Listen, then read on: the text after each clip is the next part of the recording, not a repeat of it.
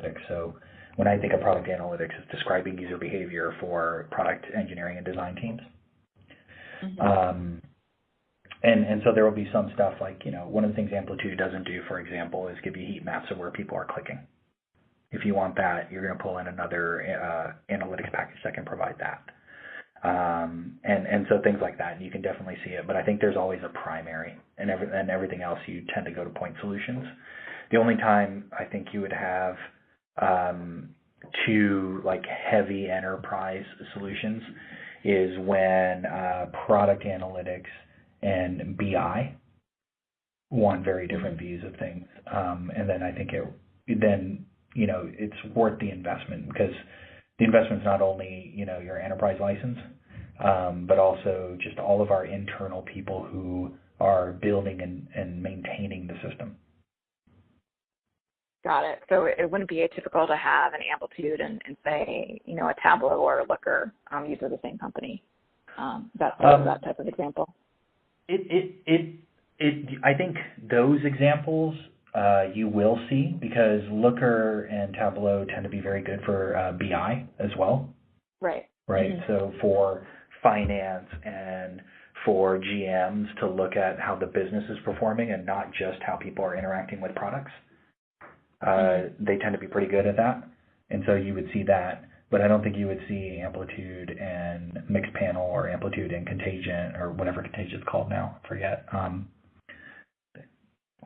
What did they turn their name into? I can't remember. But like all of these specific product analytics folks that do not do the BI. Got it. Okay. No, that's helpful. Yeah. The other thing is, Yep. Sorry, one other thing. Most companies want to keep all their data in their own data warehouse. That's one of the things Amplitude does not do a good job with. Mm-hmm. So they want you to put everything into their database, and then if you want to do typical like SQL queries, they give you an interface for that. That tends to be uncomfortable for folks, and so you'll see them dual write, and that's where there's room for the Tableaus and Lookers of the world. Got it. Anyone should be. Right, and I heard, and I could be understanding this wrong, so please correct my ignorance if I don't frame this correctly. So I know that some of these vendors tout that they have connection to things like Snowflake, and, they have good integration with customer data platforms like Segment and Particle. Does that address that concern you just raised with Amplitude not having a good job, not having, having their data within their system instead of in the data warehouse?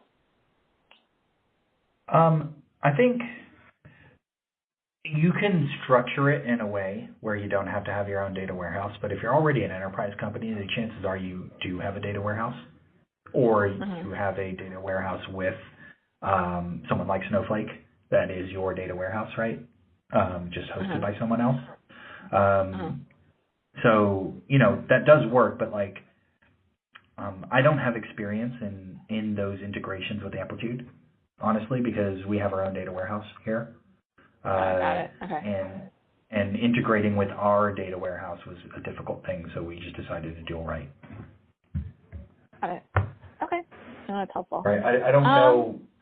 I think so. This is like one of those forward-looking things, which is the number of large companies that are on these cloud-hosted data warehousing platforms is going to be fewer, just because most large companies were built before these platforms were available. That's going to change over the next 3 to 5 years, and so that opportunity could easily open itself up. But of course, migrating from our own hosted data warehouse to something like Snowflake just probably wouldn't make sense for us. Got it. Okay, no, that's helpful. That's helpful insight. Wanted to talk a little bit as well about the switching cost and the relative stickiness of a vendor once they're embedded within a company. Yep. How sticky do you view these projects? And how difficult do you think it would be to switch, say, from Mixpanel to Amplitude if a company decides to switch vendors?